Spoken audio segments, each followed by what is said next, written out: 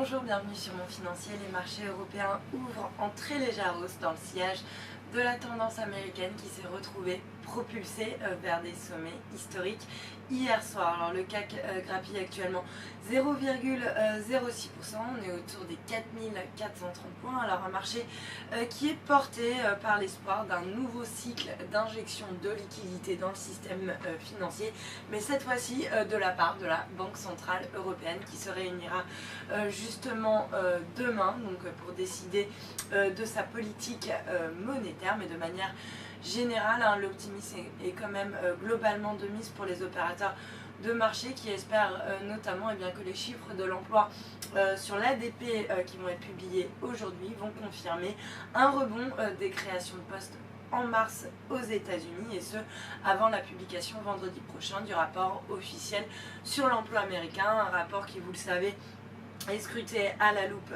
par le marché. Ailleurs en Europe, même tendance, le DAX avance de 0,3%, l'Eurostoxx grappille 0,2% et Londres plus 0,12%. Du côté des valeurs maintenant, c'est encore Alcatel Lucent qui s'empare de la tête de l'indice, plus 2,76% au-dessus des 3 euros. À noter également Alstom qui poursuit son rebond avec un gain de 1,12% à 21,69 € après avoir vendu un actif non stratégique pour 730 millions d'euros. On notera également Renault qui progresse de 0,9%, porté par des ventes de voitures neuves qui ont bondi de 8,9% au mois de mars en France. Lanterne rouge en revanche, ArcelorMittal qui redonne 0,9% à 11,65 €. Et puis le secteur des biens de consommation qui continue de nettement sous-performer la tendance. On a par exemple L'Oréal et Danone qui perdent respectivement 0,8% et 0,7%. Et puis